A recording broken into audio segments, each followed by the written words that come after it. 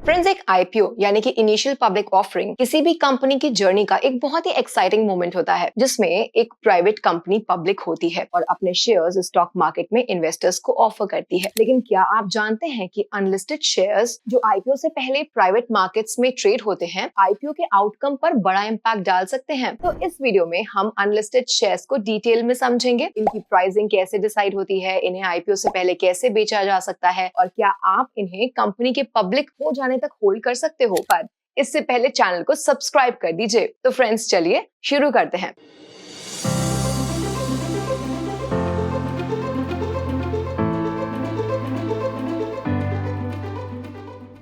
सबसे पहले ये समझते हैं कि आखिरकार अनलिस्टेड शेयर्स होते क्या हैं। तो अनलिस्टेड शेयर्स, जिन्हें over the counter OTC securities भी कहा जाता है, ऐसे शेयर्स होते हैं जो पब्लिक स्टॉक एक्सचेंजेस पर ट्रेड नहीं होते, बल्कि ये प्राइवेट ट्रांजैक्शंस में खरीदे और बेचे जाते हैं, जिसमें ज्यादातर फाउंडर्स, अर्ली इन्वेस्टर्स और एम्प्लॉइज इन्वॉल्व होते हैं। और ये शेयर्स आईपीओ से पहले कंपनीज के लिए कैपिटल रेज करने और स्टेक होल्डर्स को रिवॉर्ड करने में यूज किए जाते हैं। और रिसेंटली इंडियन इन्वेस्टर्स का अनलिस्टेड शेयर्स में इंटरेस्ट काफी इंक्रीज हुआ है, क्योंकि इंडिया में अनलिस्टेड शेयर्स की मंथली वॉल्यूम 2023 में 50 से 60 मिलियन डॉलर्स या लगभग 520 करोड़ रुपए से बढ़ के 2024 में 300 मिलियन डॉलर्स या लगभग 2600 करोड़ रुपए हो गई है। अब सवाल ये है कि अनलिस्टेड शेयर्स का प्राइस कैसे डिटरमाइन होता है दोस्तों। तो लिस्टेड शेयर्स का मार्केट प्राइस स्टॉक एक्सचेंज पर सप्लाई और डिमांड के बेसिस पे डिसाइड होता है, पर अनलिस्टेड शेयर्स का प्राइस डिसाइड करने का तरीका थोड़ा ज्यादा कॉम्प्लेक्स होता है। इनका प्राइस अलग अलग फैक्टर्स और वैल्यूएशन मेथड्स से इम्पैक्ट होता है, जैसे कि कंपनी की परफॉर्मेंस, रेवेन्यू ग्रोथ, प्रॉफिटेबिलिटी और EBITDA जैसे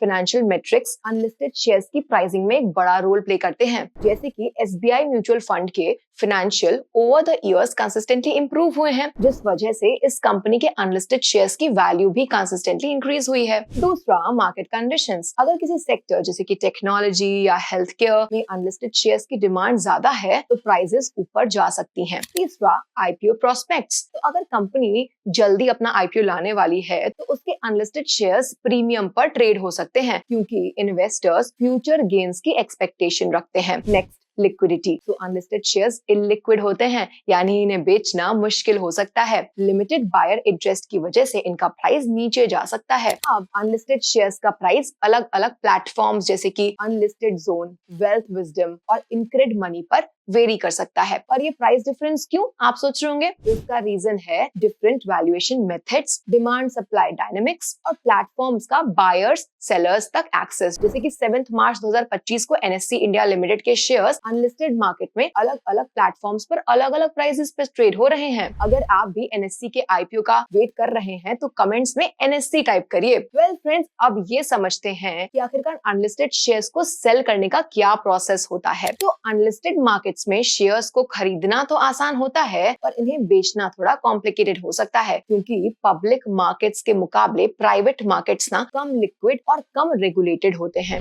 ये प्रोसेस कैसे काम करता है, चलिए समझाती हूँ। तो स्टेप नंबर 1, अनलिस्टेड मार्केट्स में अपने शेयर्स सेल करने के लिए सबसे पहले ओटीसी प्लेटफॉर्म्स जैसे कि unlisted zone, wealth wisdom, InCred money का यूज करके पोटेंशियल बायर्स से कनेक्ट किया जाता है। ये प्लेटफॉर्म्स अनलिस्टेड शेयर्स के ट्रांजैक्शंस में स्पेशलाइज करते हैं। अब स्टेप नंबर 2, उसके बाद क्योंकि अनलिस्टेड शेयर्स पब्लिकली ट्रेड नहीं होते, तो उनका प्राइस बायर और सेलर के बीच नेगोशिएट करके डिसाइड होता है। और ये प्लेटफॉर्म्स रीसेंट ट्रांजैक्शंस और वैल्यूएशन मेट्रिक्स के बेसिस पर गाइडेंस भी प्रोवाइड कर सकते हैं। अब स्टेप नंबर 3, फिर दोनों पार्टीज को नो योर कस्टमर यानी कि केवाईसी प्रोसेस कंप्लीट करना होता है और शेयर्स डीमैट अकाउंट के थ्रू ट्रांसफर होते हैं। स्टेप नंबर 4, और जब डील फाइनलाइज हो जाती है ना, तो शेयर्स बायर के डीमैट अकाउंट में ट्रांसफर किए जाते हैं और पेमेंट एनईएफटी या फिर आईएमपीएस के थ्रू की जाती है। बट यस, कुछ बातें ध्यान में रखना जरूरी है। अनलिस्टेड मार्केट में आईपीओ से पहले शेयर्स सेल करने में कुछ प्रॉब्लम्स आ सकती हैं। आप सोच रहे होंगे क्या, जैसे कि लिक्विडिटी इश्यूज। देखिए,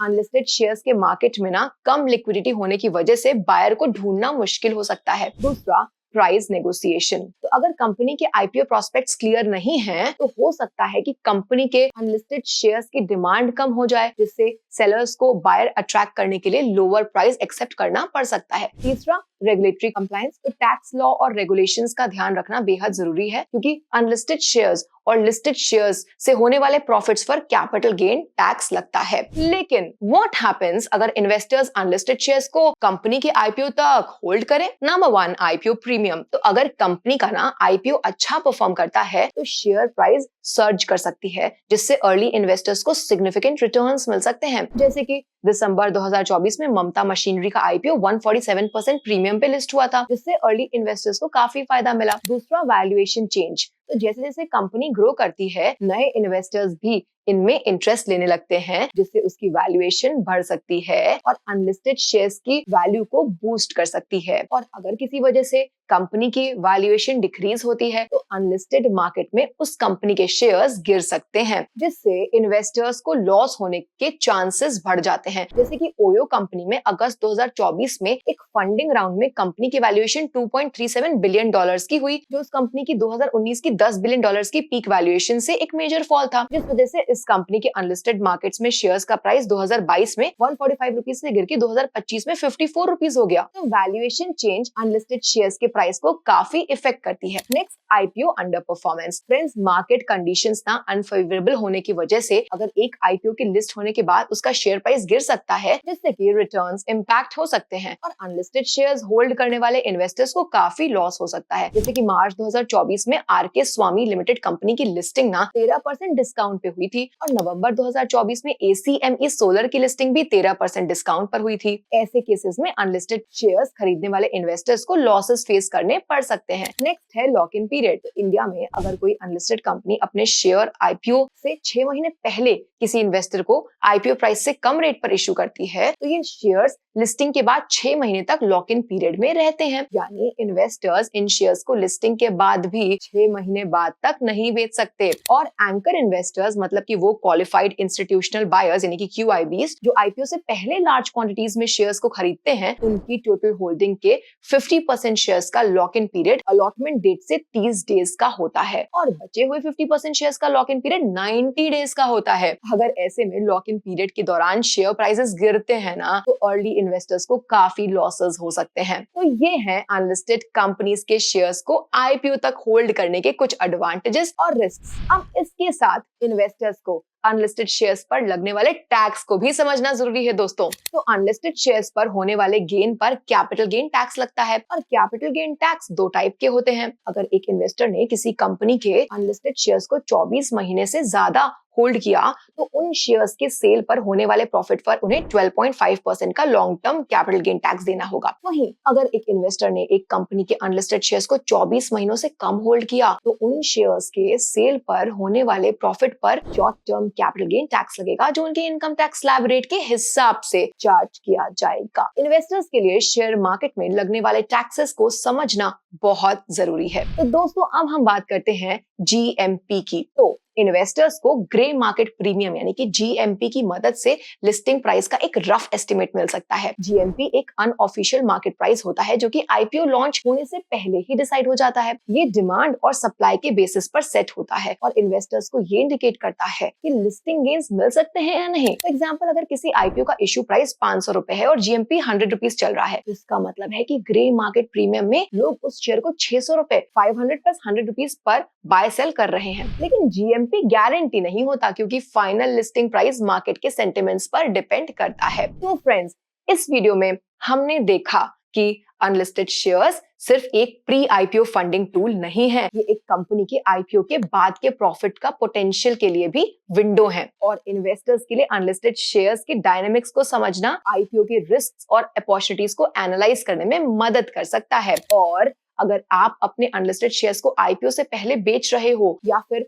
लॉन्ग टर्म होल्ड कर रहे हो, तो कंपनी का परफॉर्मेंस, मार्केट कंडीशंस और रेगुलेटरी रिक्वायरमेंट्स इवैल्यूएट करना जरूरी है। अब अगर आपको ये वीडियो पसंद आई है तो लाइक जरूर करें, हमारे चैनल को सब्सक्राइब कर लीजिए और अपने दोस्तों के साथ जरूर शेयर करिए, ताकि सभी लोग इन्फॉर्म्ड रहें। स्टे इन्फॉर्म्ड, स्टे अहेड और happy investing.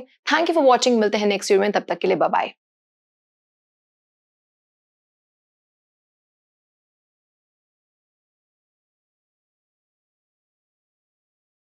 Investment in securities market are subject to market risks. Read all the related documents carefully before investing. Please read the risk disclosure documents carefully before investing in equity shares, derivatives, mutual fund, and or other instruments traded on the stock exchanges.